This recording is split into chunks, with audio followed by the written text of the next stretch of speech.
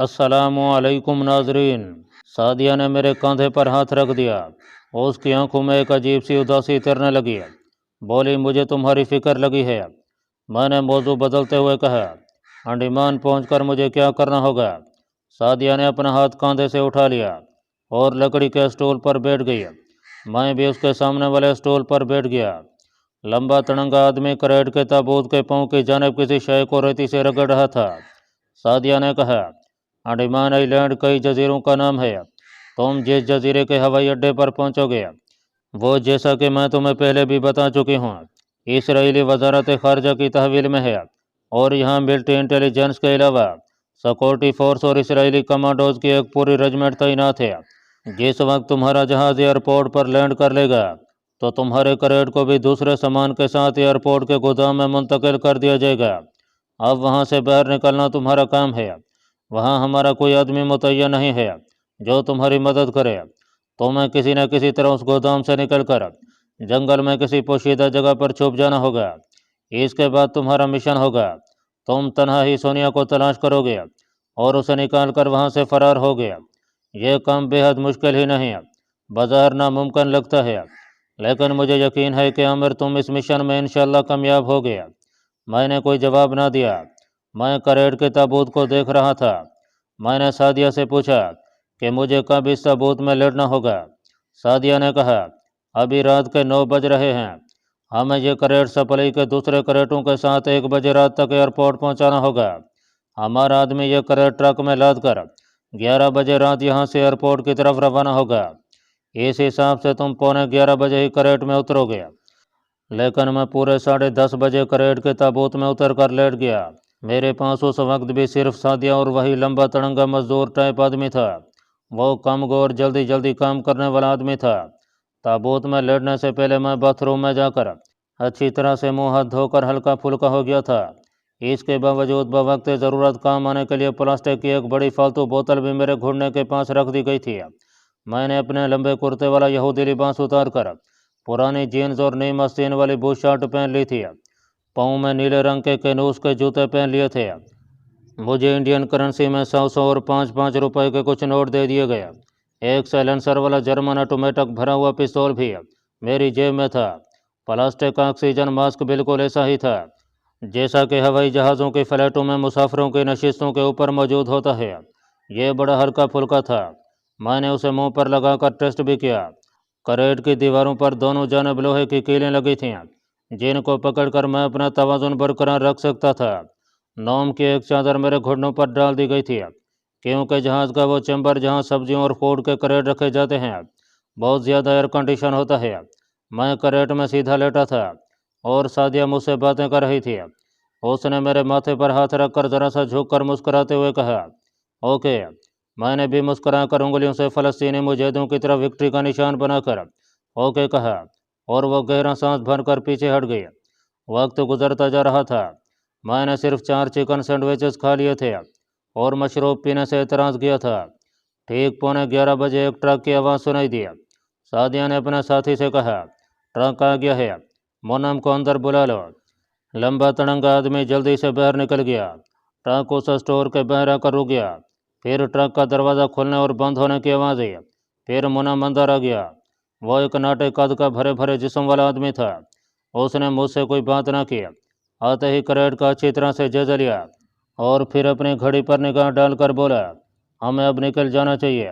सादिया ने पूछा, बाकी करेट रख लिए हैं?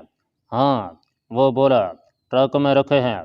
सादिया ने मेरे माथे पर हाथ रखकर अजीब उदास और खुश्क आवाज़ में मुझे खुदा हाफिज कहा और उन 2 आदमियों ने करेट का ढकना बंद कर दिया। मैं एकदम से अंधेरे में डूब गया। मुझे कुछ घबराहट सी हुई।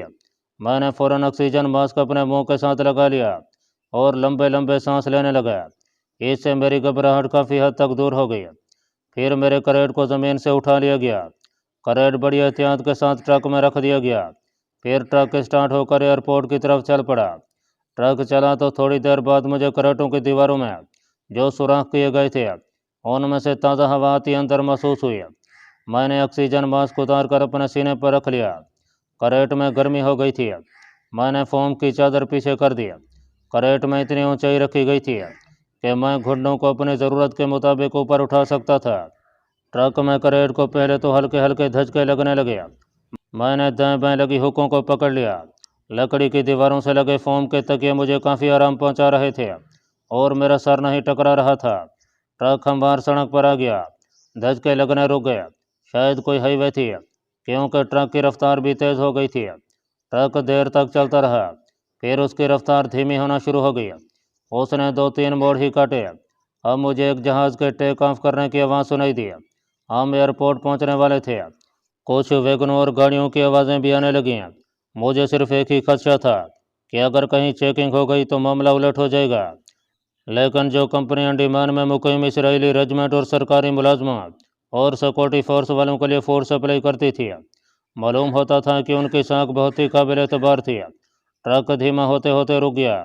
دوسرے کریٹوں کے ساتھ میرا کریٹ بھی آدمیوں کی مدد سے ہوائی اڈے کے بڑے گودام میں لے جا کر رکھ دیا گیا۔ اس دوران میں مجھے مزدوروں اور اپنے ڈرائیور کے ہاں سانس کر باتیں کرنے کی ہلکی ہلکی آوازیں بھی آتی رہیں۔ گودام میں آنے کے بعد پھر خاموشی چھا گئی۔ مجھے پھر گرمی لگنے لگی۔ کچھ گھٹن سی بھی محسوس ہوئی۔ پانی میں نہیں پینا چاہتا تھا۔ میں نے آکسیجن ماسک منہ پر لگا لیا۔ ٹھنڈی آکسیجن نے کافی سکون بخشا۔ وقت اتنی آہستگی سے گزر رہا تھا کہ لگتا تھا کہ رک گیا ہے۔ میں نے اپنے کلائی کے ساتھ بندھی ہوئی گھڑی پر نگاہ ڈالی۔ جو وقت مجھے ٹیک آف کرنے کا بتایا گیا تھا اس حساب سے ابھی جہاز پر میرے کریٹ کے لادے جانے میں کافی دیر تھی۔ میں نے آنکھیں بند کر لیں اور سونے کی کوشش کی، مگر مجھے نیند نہیں آ رہی تھی۔ بہت کوشش کی لیکن نیند نہ آئی۔ میں نے آنکھیں کھول دیں۔ کریٹ میں قبر جیسی تری کی چئی تھی۔ شاید میرے اوپر بھی 2-1 کریٹ پڑے تھے، مگر پہنوں کی جانب سے تازہ ہوا آ رہی تھی، جس کا مطلب تھا کہ دائیں بائیں کوئی کریٹ یا کھوکھے موجود نہیں تھے۔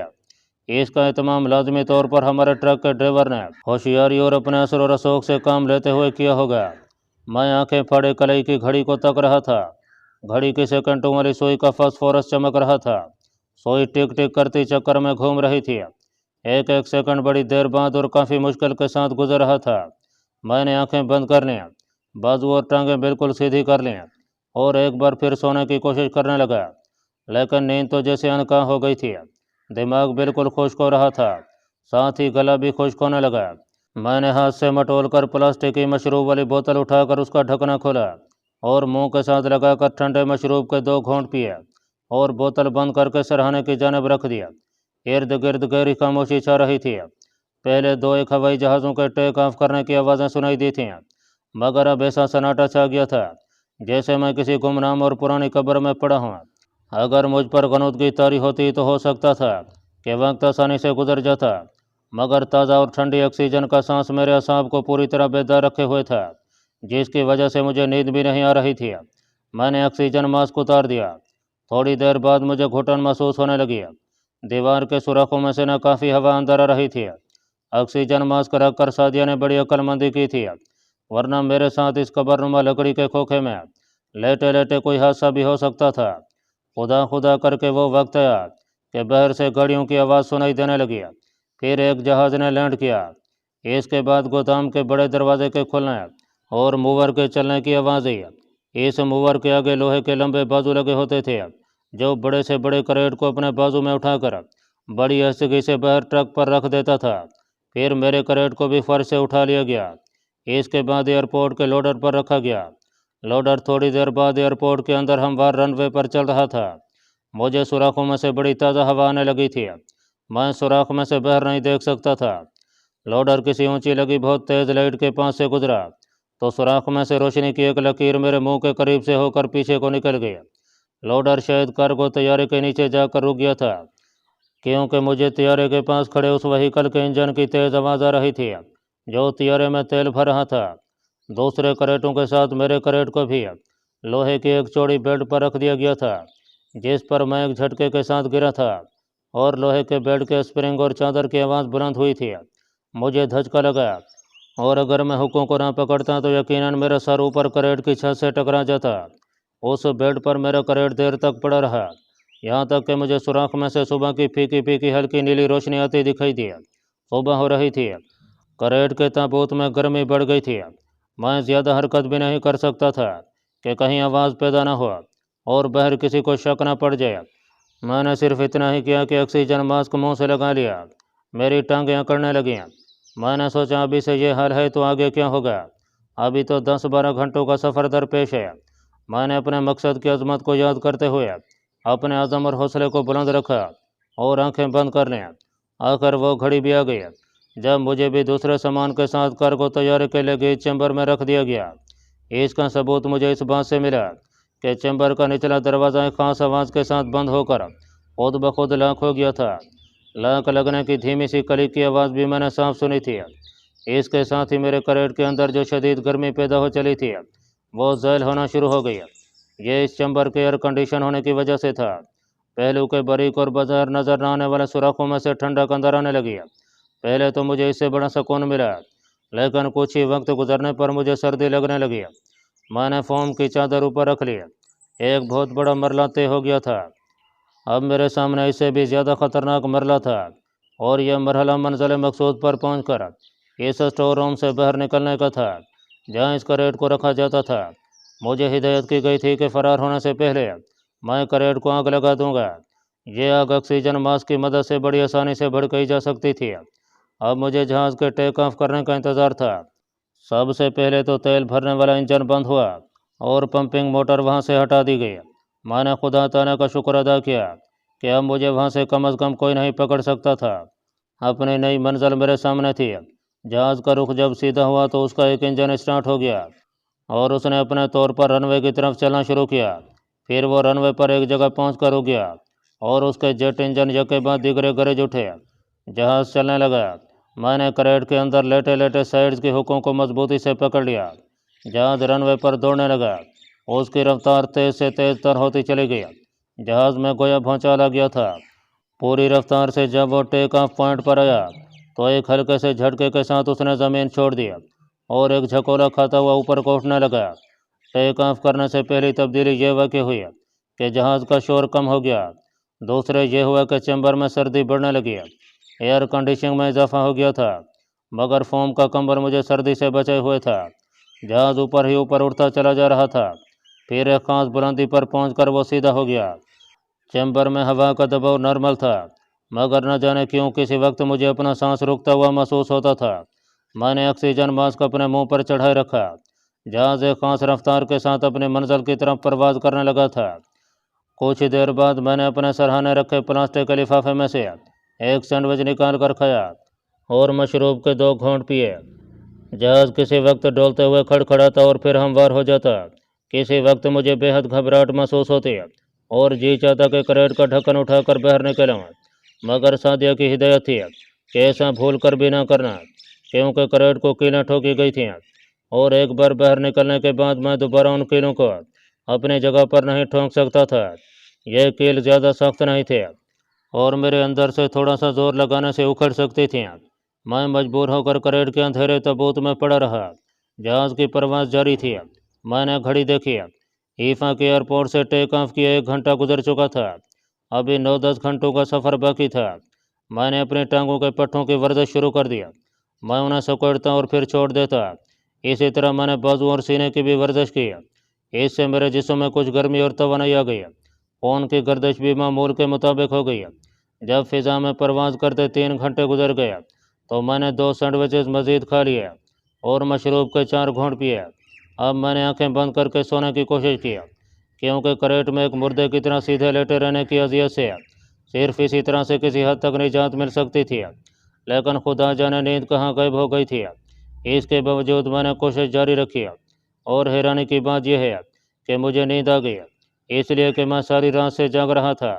کچھ سینڈوچز کا بھی خمار سانس شامل ہو گیا تھا۔ پہلے مجھ پر غنودگی سی طاری ہونے لگی، پھر میرے حلق سے 2-1 بار ہلکے سے خراٹوں کی آواز نکلی جو میں نے خود بھی سنی۔ ایک بار چونک کر جاگا اور پھر کوئی ہوش نہ رہا۔ جب آنکھ کھلی تو جہاز غوطہ کھا رہا تھا۔ وہ ایک طرف کو جھکا ہوا تھا اور میں لڑک کر دائیں جانب کریٹ کی دیوار سے ٹکرا رہا تھا۔ میں نے جلدی سے ہک کو پکڑ لیا۔ میرے منہ سے آکسیجن ماسک ہٹ گیا تھا۔ جہاز بلندی کم کر رہا تھا۔ وہ ایک دم سے نیچے جاتا اور پھر اپنے آپ کو سیدھا کر کے تیرنے لگتا۔ اسی طرح وہ جب کافی نیچے آ گیا تھا تو مجھے ایک زوردار شور سنائی دیا۔ یہ جہاز کے پہیوں کے کھلنے کی آواز تھی۔ میں نے خدا کا شکر ادا کیا کہ میرا عذاب ختم ہو رہا تھا۔ जहाज बिल्कुल सीधा होकर आगे से थोड़ा थोड़ा ऊपर उठने लगा। फिर एक ऐसा धमाका हुआ कि मैं करेट के अंदर उछल गया और मेरा सर ढकने की दीवार से जा टकराया। जहाज के पहिए रनवे के साथ लगकर एक बार ऊपर को उछले और 2 बार नीचे आकर लगे। चैम्बर में इसकी वजह से जोरदार धमाका सुनाई दिया था। जहाज ने रनवे पर दौड़ते दौड़ते अपनी रफ्तार कम कर दी। उसके जेट इंजन बंद हो चुके थे। अब वो रनवे पर धीमी चाल चलता 2-3 मोड़ घूमने के बाद एक जगह पहुंचकर रुक गया। मैंने अपने कलाई की घड़ी देखी। उस वक्त से पैर के 5:10 हुए थे। चैम्बर का एयर कंडीशन अगर बंद हो चुका था चैम्बर का एयर कंडीशन अगरचा बंद हो चुका था, मगर सर्दी से मेरे दांत बज रहे थे। उस चैम्बर में खुराक वगैरह के करेट भरे थे, शायद इसलिए उसे कुछ ज़्यादा ही ठंडा किया गया था। कुछ सोने से भी दौरान खून कम हो गया था। मैंने फोम का कंबल ऊपर कर लिया। मेरे घुटने लकड़ी के मालूम हो रहे थे, पाँव जैसे सूज गए थे। बाजुओं को मैं फिर हिलाता जुलाता रहा था, मगर टांगों को मैं ज़्यादा नहीं हिला सकता था। तैयारे के सारे इंजन खामोश थे। अब कुछ लोगों की आवाज़ें और दूर से किसी वैगन के इंजन की आवाज़ सुनाई दी। सामान ले जाने वाली गाड़ियां आकर तैयारे के पास रुक गई थीं। चैम्बर का दरवाज़ा खुलने की आवाज़ है। फिर दूसरे सामान और करेटों के साथ उस करेट को भी नीचे उतार दिया गया जिसमें मैं बंद था। मैंने अपने जिस्म को बिल्कुल साकत कर लिया था और दोनों तरफ के हुकों को मजबूती से पकड़ लिया था ताकि हिलाने जुलाने से आवाज़ पैदा न हो। करेट के सुराखों में से जो हवा अंदर है उसमें नमी और जनूब मशरकी एशिया के इस्तवाई पौधों की खुशबू थी। मेरे करेट को किसी बड़े ट्रक में बेहतियाती से फेंका गया तो मुझे ज़बरदस्त झटका लगा। मैंने दम साध लिया। मेरा सर एक बार फिर करेट की छत से टकरा गया था। यह ट्रक रनवे पर किसी जानब रवाना हो गया। कुछ देर इधर उधर से घूम कर वो रुक गया। अब मुझे आदमियों की आवाज़ें आने लगीं। मैंने हिम्मतन गोश होकर सुना। ये लोग इब्रानी ज़बान में बातें कर रहे थे। यकीनन ये इसराइली थे और मैं अंडमान के उस खास जजीरे पर पहुंच गया था जहां सोनिया कैद थी और जहां वैसे पहुंचना शायद मेरे बस की बात नहीं थी। इसके बाद किसी बड़े गोदाम के रेकिंग वाले दरवाजे के खुलने की आवाज़ आई और इसके साथ ही मेरे वाला ट्रक आगे बढ़ा। वह गोदाम में दाखिल हो गया था क्योंकि उसके इंजन की आवाज़ में गूंज पैदा हो रही थी। अब मुझे सिर्फ एक ही खतरा था कि गोदाम में जहां मुझे रखा जाएगा वहां मेरे करेट के ऊपर कोई दूसरा करेट न रख दिया जाए। ऐसी सूरत हाल में मेरे लिए बाहर निकलना मुश्किल हो जाएगा। बहरहाल बदकिस्मती देखिए कि जिसका मुझे खतरा था वैसा ही हुआ। जब मेरा करेट ट्रक में से उतार कर मूवर की मदद से गोदाम में फर्श पर टिका दिया गया तो दूसरे लम्हे मुझे अपने ऊपर एक और करेट रखने का धमाका सुनाई दिया। मेरा दिल डूब सा गया। ना सिर्फ ये बल्कि उसके ऊपर एक और करेट रखने की आवाज़ भी सुनाई दी। मैंने मायूसी से आंखें बंद कर लीं। अब मैंने ये दुआ मांगनी शुरू कर दी कि मेरे दाएं बाएं करेट ना हों। फिर तो मेरे लिए बाहर निकलना नामुमकिन था। मुझे कोई अंदाज़ा ना हो सका कि बाहर क्या हो रहा था। ट्रक चला गया। मज़दूरों की आवाज़ें भी दूर होती होती गायब हो गईं। इसके बाद गोदाम के रेकिंग वाले बड़े गेट के ज़ोर से बंद होने की आवाज़ सुनाई दी। मैंने खुदा का शुक्र अदा किया। अब मैं गोदाम में अकेला था और बाहर निकलने के लिए अपनी कोशिश शुरू कर सकता था। सबसे पहले मैंने करेट की छत पर उंगली से ठोका। आवाज़ भारी थी जिसका मतलब यह था कि मेरे ऊपर करेट रखे गए थे। मैंने दाएं जानब करेट की लकड़ी की दीवार उंगली से बजाई। उस तरफ से भी भारी और बोझल आवाज़ आई। मेरी दाएं जानब भी करेट रखे थे। अब उम्मीद की सिर्फ एक ही किरण बाकी थी। मैंने धड़कते हुए दिल के साथ बाएं जाने वाली दीवार पर ठोका दिया तो आवाज़ कदरे खोखली थी। मैंने खुदा का शुक्र अदा किया, कम अज़ कम एक पहलू खाली था। अब सवाल ये पैदा हुआ कि मैं कीलें उखाड़ कर करेट से बाहर कैसे निकलूँ। मेरे पास कोई औजार भी नहीं था। इस बात का सादिया को भी ख्याल नहीं आया था कि अगर मैं दूसरे सामान के नीचे बंद हो गया तो क्या करूँगा। बहरहाल मैंने कोशिश शुरू कर दी। सबसे पहले जो सैंडविच बाकी बचा था मैंने उसे खाया। मशरूब की बोतल के चंद घोंट पिए और फिर अपनी जेबों को टटोला। मेरी जेब में इंडियन करेंसी और साइलेंसर लगे पिस्तौल के सिवा दूसरी कोई शय नहीं थी। मैंने अपनी हथेली करेट के पहलू की दीवार से लगाकर पूरा जोर लगाया।